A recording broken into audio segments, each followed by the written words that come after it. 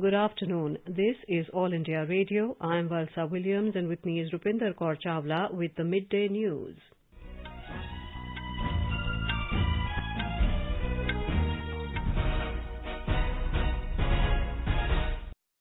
The headlines. India administers over 27 crore 23 lakh COVID vaccine doses to eligible beneficiaries in the country. Centre provides over 28 crore 50 lakh COVID vaccine doses to states and union territories so far. Over 60,000 new cases reported in the last 24 hours in the country. National recovery rate touches 96.16%. Home Ministry cautions states and union territories not to lower their guard despite relaxations in COVID-19 restrictions. Indian Air Force Chief R.K.S. Bhadauria says Air Force undergoing monumental transformation with rapid infusion of technologies. Tributes pour in for Indian sprint legend flying Sikh Milkha Singh, who passed away last night. Funeral to be held this evening. Several activities being held across the country ahead of the International Yoga Day on Monday. In Euro Cup football, France to take on Hungary and Portugal face Germany in today's encounters. In cricket, India's Shefali Verma becomes youngest woman to score twin half-centuries in her debut test.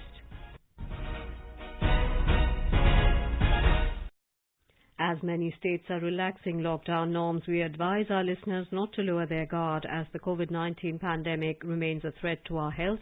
Please stay at home unless it is essential to go out and continue to follow the 4 simple steps. Wear a face mask, maintain 2 gaz ki duri for social distancing, focus on hand and face hygiene and get vaccinated. For any COVID-related information and guidance, contact national helpline numbers 011 2397 8046 and 1075. And now the news. India has administered over 27 crore 23 lakh COVID vaccine doses to eligible beneficiaries so far. The Health and Family Welfare Ministry said over 33 lakh vaccine doses were administered to beneficiaries in the last 24 hours. The liberalized and accelerated Phase 3 strategy of COVID-19 vaccination has already started in the country. Vaccination is a crucial factor in the fight against the COVID-19 pandemic. The central government is continuously engaged in accelerating the pace of the vaccination drive in the country with the cooperation of states and union territories. The Union Health and Family Welfare Ministry has said more than 2 crore 87 lakh COVID vaccine doses are still available with states and union territories to be administered to beneficiaries.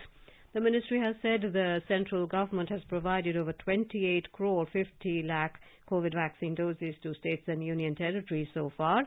The ministry has assured that over 52 lakh 26,000 vaccine doses will be provided to states and union territories within the next 3 days. The central government has been supporting the states and union territories by providing COVID vaccines free of cost. The union government is also facilitating direct procurement of vaccines by states and union territories. India's active COVID caseload has further declined and it has now reached 7,60,019. The active caseload is less than 8 lakh after 74 days. The Health Ministry said India reported 60,753 new cases during the last 24 hours. A total of 97,743 patients recovered during the last 24 hours. This has taken the total recoveries across the country so far to over 2 crore 86 lakh 78,000. The national recovery rate now stands at 96.16% and daily recoveries continue to outnumber the daily new cases for the 37th consecutive day. Weekly positivity rate remains below 5% and is currently at 3.58%. Daily positivity rate is at 2.98%, which is less than 5% for 12 consecutive days. A total of 1,647 deaths were reported in the last 24 hours, taking the death toll to over 3,85,000. The testing capacity has been substantially ramped up and 38.92 crore tests have been conducted so far. India's first indigenous vaccine, Covaxin, has been developed jointly by ICMR, Bharat Biotech and NIV Pune. In an exclusive interview with All India Radio News, Director NIV Pune, Dr. Priya Abraham said the vaccine is effective against all the COVID variants. She added that scientists across the world are busy in genomic surveillance because more variants of virus are expected. So it is not just the binding of antibody that contributes to protection. But having said all of this, both in India and the world over, what scientists are engaged in now is to actually continuously do what is known as genomic surveillance, because you want to look out for any new variant which is a nasty variant that is not getting neutralized at all. Thus far, we have not encountered one like that, but the world over, scientists are engaging in genomic surveillance because we do expect more variants to come along. Dr. Abraham explained how the COVID-19 vaccine works. How it works is once this vaccine is delivered in the upper arm, it's injected in the upper arm, the killed or inactivated virus is taken up by a group of immune cells known. They send out signals to other immune cells that also get activated, and one group of activated cells, immune cells, are the B lymphocytes. The B lymphocytes are those that are responsible in producing the antibody response, while other immune cells are involved with the cell-mediated immune response. Tune in into the FM Gold channel of AIR at 9:15 tonight to listen to the interview. The Ministry of Home Affairs has asked states and union territories not to lower their guard despite relaxations in the restrictions imposed due to the second wave of the COVID-19 pandemic. It has advised them to follow the five-fold strategy of COVID-19 appropriate behavior, test, track, treat and vaccination. More from our correspondent. Union Home Secretary Ajay Bhalla has written to the Chief Secretaries of States that a decision to impose or ease the restrictions has to be taken based on the assessment of the situation at ground level. He asked to ensure that the whole process is carefully calibrated. He also asked to ensure adequate testing due to the dynamic situation of coronavirus. Mr. Bhalla has advised the states and union territories to keep a close watch on early signs of a surge in active cases or high positivity rate. He suggested maintaining a system so that rise in cases can be contained at micro level through local containment measures, terming the vaccination a critical element to break the chain of transmission of coronavirus. The Union Home Secretary has asked all the states and union territories to step up the pace of vaccination to cover the maximum number of people. Bhupendra Singh, AIR News, Delhi. The Indian Railways is continuously engaged in the distribution of liquid medical oxygen to various states and union territories. The Railway Ministry has said Oxygen Express trains have crossed the milestone of 32,464 metric tons of liquid medical oxygen across the country. These have been transported by 1,854 tankers. The Railway Ministry has said that 448 Oxygen Express trains have completed their journey and brought relief to various states and union territories. It said 2 Oxygen Expresses carrying more than 153 metric tons of liquid medical oxygen in 8 tankers are running. The Railway Ministry has said Oxygen Expresses have brought relief to 15 states. In Bihar, over 1,32 lakh people have been vaccinated so far. Out of these, 33,64,000 people are from the age group of 18 to 44 years. Meanwhile, the state's recovery rate has risen to over 98%, while the test positivity rate has declined to below 1%. In 22 out of 38 districts of the state, the number of corona cases is below 10.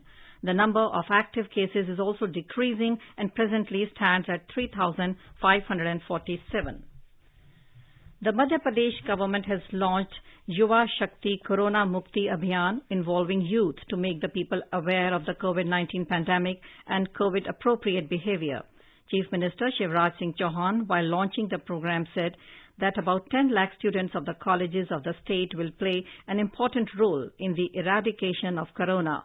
More from our Bhopal correspondent.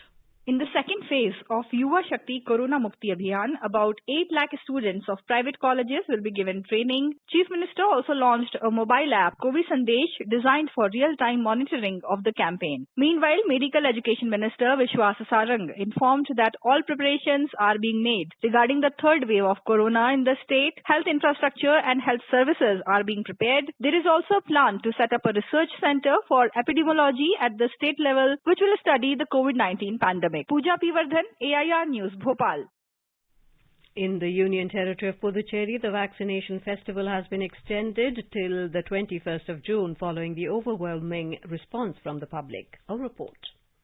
The Lieutenant Governor Dr. Tamilisai Soundararajan had inaugurated a 4-day mega vaccination drive on 16th June. In the last 3 days, more than 40,000 persons administered COVID vaccination. Following the increasing response, the Health Secretary Dr. Arun said that the vaccination festival extended for 2 more days, that is up to June 21st. The festival is supposed to end today. Further, he added that to achieve 100% vaccination by August 15th, various incentives will be provided to attract the public. So far, 381,216 persons, including second dose, took their shots in the UT. Meanwhile, the Labour Commissioner Vallavan informed that the owners, employees of the shops, hotels, commercial establishments and factory workers are directed to get vaccinated within 10 days. Otherwise, they will not be allowed to function, he added. Chandramohan, AR News, Puducherry. Chief of Air Staff, Air Chief Marshal R.K.S. Bhadoria today said Indian Air Force is undergoing a monumental transformation with rapid infusion of technologies due to evolving security challenges and rising geopolitical uncertainty in the neighbourhood. He was addressing a media conference after the passing out parade at the Air Force Academy at Dundigal near Hyderabad. Referring to the concerns relating to technology in S-400s, he said there are no concerns. He further said the IAF will focus on digitization, networking and advanced technologies in the coming days. He said the last few decades have clearly established the critical role of Air Force in achieving victory in any conflict and said the capability enhancement assumes tremendous significance in the context. Integrated theatre command का discussion चल रहा है, उसके deliberations शुरू हो गए हैं higher level पे एंड वो deliberation are now progressing in terms of capability enhancement. Rafale के कॉन्ट्रैक्ट के बाद पैरेलल में हमने एलसीए का किया मार्क 1 है, सो 3.5 साल में वो इंडक्शन शुरू होगा. उसमें सबसे बड़ा है एमका का, तो 5th जनरेशन एयरक्राफ्ट जो इंडिजिनसली प्रोड्यूस होगा वो डिसीजन इन प्रिंसिपल ले लिया गया है, तो वो हमारी इंडस्ट्री के साथ होगा, डीआरडीओ करेगा. Along with that there are many बड़े बड़े प्रोजेक्ट हैं जो डीआरडीओ अपनी इंडस्ट्री के साथ है, जैसे एयरबस C20 बेस्ड हमारा AEW एयरक्राफ्ट जो एम्ब्रेयर का फॉलोअप होगा, एक वो बड़ा प्रोजेक्ट है. इन terms of radar, sensor, weapon, stand of weapon, बहुत प्रोजेक्ट्स हैं. Mr. Bhadoria said the Rafale aircraft induction program is going on as per schedule. He said there may be minor changes due to the pandemic, but it is continuing as per the plan.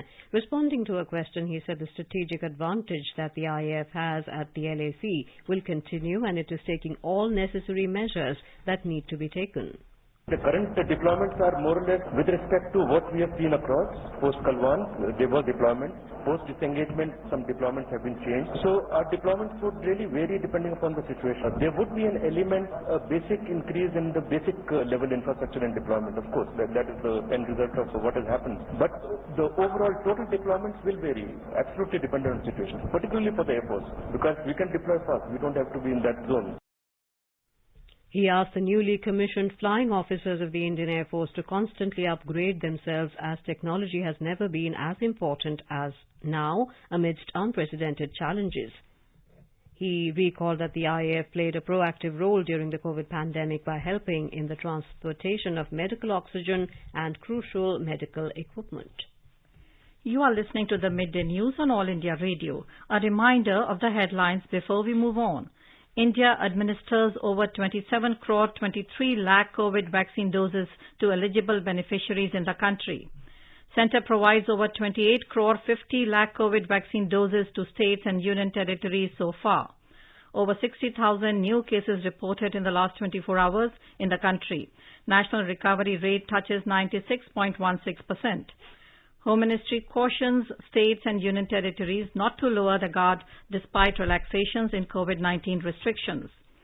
Indian Air Force Chief R.K.S. Bhadoria says Air Force undergoing monumental transformation with rapid infusion of technologies.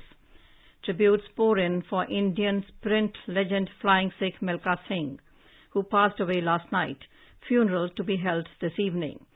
Several activities being held across the country ahead of the International Yoga Day on Monday. In Euro Cup football, France to take on Hungary and Portugal face Germany in today's encounters. In cricket, India's Shefali Verma becomes youngest woman to score twin half-centuries in her debut test. For quick news updates round the clock, follow us on our Twitter handle @AIR News Alerts. चलो मिलकर एक शुरुआत करें, चलो एक फैसला आज करें, मास्क नहीं तो टोकेंगे, कोरोना को रोकेंगे, चलो एक इरादा करते हैं, चलो कुछ वादा करते हैं, मास्क नहीं तो टोकेंगे, कोरोना को रोकेंगे. The Centre is disseminating awareness of national helpline numbers for the benefit of citizens during the COVID-19 pandemic. The helpline number of the Health and Family Welfare Ministry is 1075. The Child Helpline number is 1098. For senior citizens of Delhi, Karnataka, Madhya Pradesh, Rajasthan, Tamil Nadu, Telangana, Uttar Pradesh and Uttarakhand, the helpline number is 14567. The helpline number of the National Institute of Mental Health and Neurosciences, NIMHANS, for psychological support is 08046110007. The Ayush COVID-19 Counselling helpline number is 14443. And MyGov WhatsApp help desk number is 9013151515. You are listening to the Midday News on All India Radio. Indian sprint legend Flying Sikh Milkha Singh passed away last night after a month-long battle with COVID-19. He was 91. The Padma Shri awardee is survived by his golfer son Jeev Milkha Singh and 3 daughters. His wife Nirmal Kaur also lost her life recently to the coronavirus infection. The funeral of the legend will be held this evening. Honorary Captain Milkha Singh was an Indian track and field sprinter who was introduced to the sport while serving in the Indian Army. He was the only athlete to win gold in 400 meters race at the Asian Games as well as the Commonwealth Games. He also won gold medals in the 1958 and 1962 Asian Games. In an exclusive interview with Prasar Bharati, Milkha Singh had shared his memories of equaling the record of the Melbourne Olympic gold medalist. 1958 के अंदर national games Cuttack के अंदर हुई, उसके अंदर जब मैंने पहली बार उस रिकॉर्ड को छुआ जो लड़का मेलबोर्न के अंदर फर्स्ट आया था ओलंपिक के अंदर, तो मुझे यकीन नहीं हो रहा था कि मैं ये टाइम निकाल सकता हूं। और ये इतना चर्चा हुआ मिल्खा सिंह का सारी दुनिया के अंदर कि ये एक नया लड़का निकला है जो कि इसने वर्ल्ड के मुकाबले के जो टाइमिंग्स हैं उनके अंदर ये आ गया है। तो मुझे यकीन नहीं था कि मैं ये टाइम निकाल सकता हूं। The Flying Sikh represented India in the 1956 Summer Olympics in Melbourne, the 1960 Summer Olympics in Rome, and the 1964 Summer Olympics in Tokyo. He was awarded the Padma Shri, India's 4th highest civilian honour, in recognition of his sporting achievements. President Ramnath Kovind, Vice President M. Venkaiah Naidu, Prime Minister Narendra Modi, Home Minister Amit Shah and many other ministers have expressed grief at the demise of sporting icon Milkha Singh. They also expressed their deepest condolences to his family and countless followers. Meanwhile, Chief Ministers of Punjab and Haryana have conveyed condolences on the death of the sprint legend. Punjab Chief Minister Captain Amrinder Singh in a tweet said he is upset and saddened to hear of Milkha Singh Ji's demise. He said it marks the end of an era. The Central Board of Secondary Education, CBSE, has written to all its affiliated schools, informing them that an IT system is being developed in-house. It will be made available to all the concerned schools sponsoring students of Class 12th for calculation of results. More from our correspondent. The CBSE has assured that it will continuously communicate with the schools during the result preparation process and establish a help desk to assist schools in preparation of both Class 10th and Class 12th results from next week. A portal for updating Class 10th data will be available on 21st of this month, and after that, other modalities of the software will be provided to schools.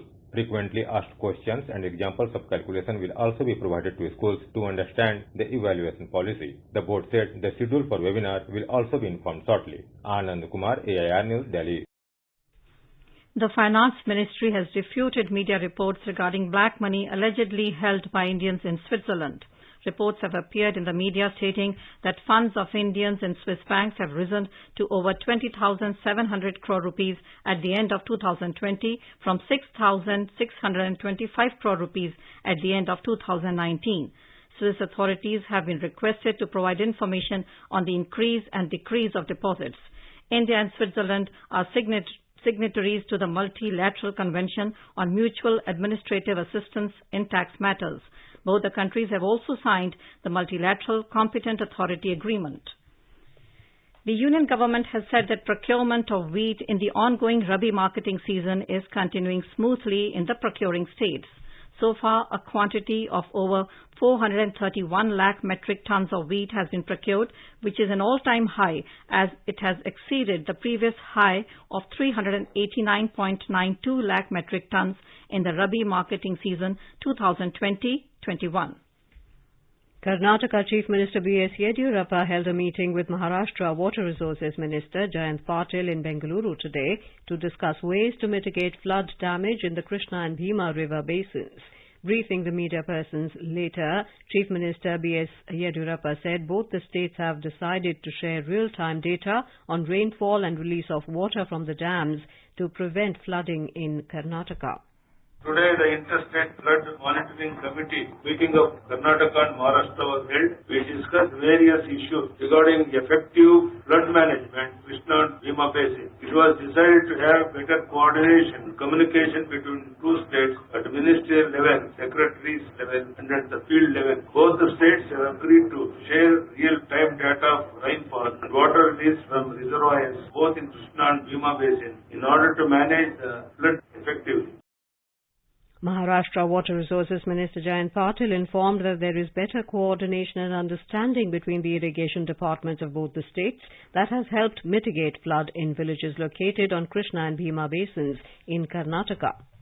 Water flowing into Almaty Dam, if this is dynamically monitored and managed, I think we will be able to overcome flood situation effectively. Already today, there is a lot of rainfall in Kolhapur district and some parts of Sangli district, and we have already started experiencing the floods. So is the situation in few rivers in Karnataka. So dynamically, real-time data management, if takes place, we will be able to effectively manage both the states' flood situation.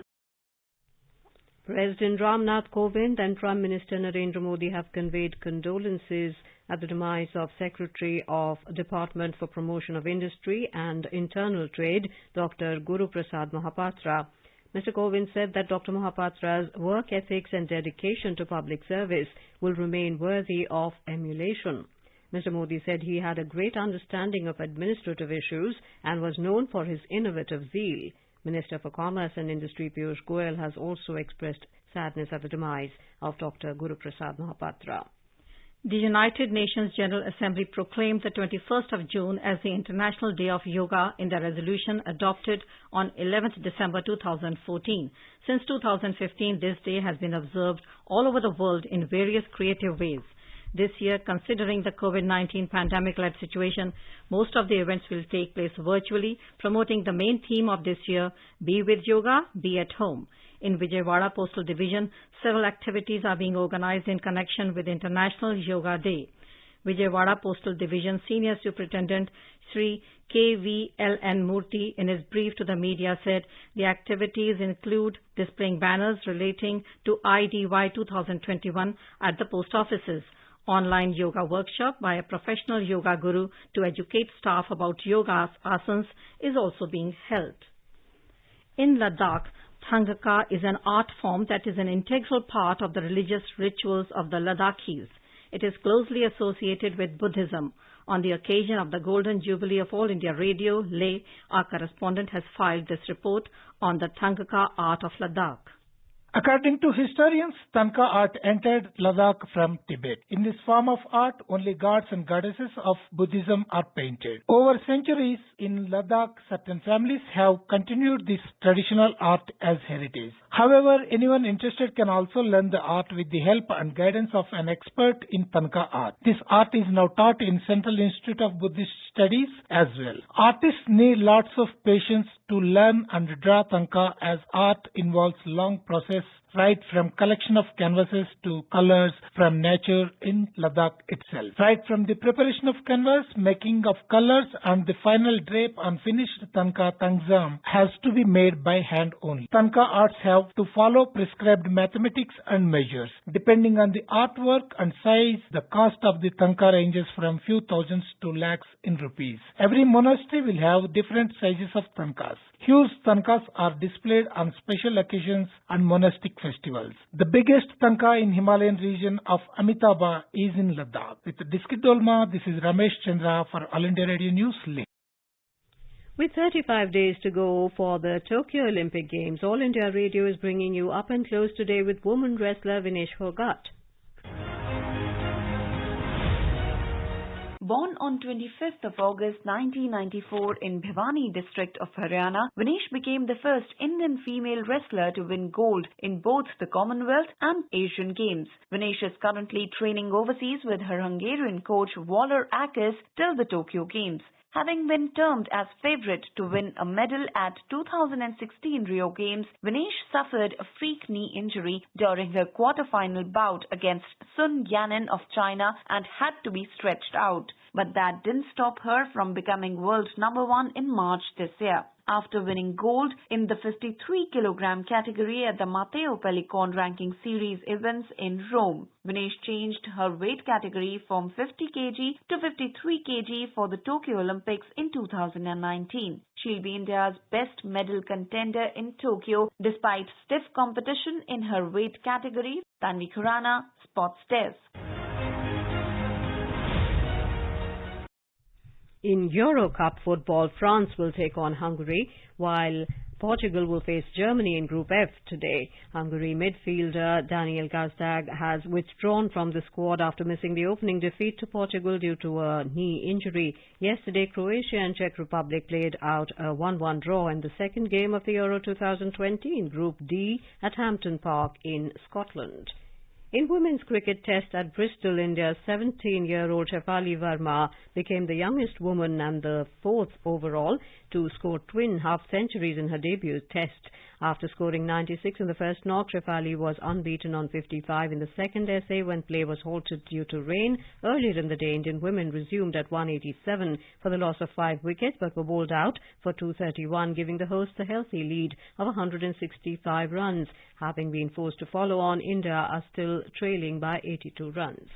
Now let us take a look at the weather report and forecast for today. Srinagar is facing a partly cloudy sky, becoming generally cloudy towards evening or night. Jammu is having a mainly clear sky, becoming partly cloudy towards evening.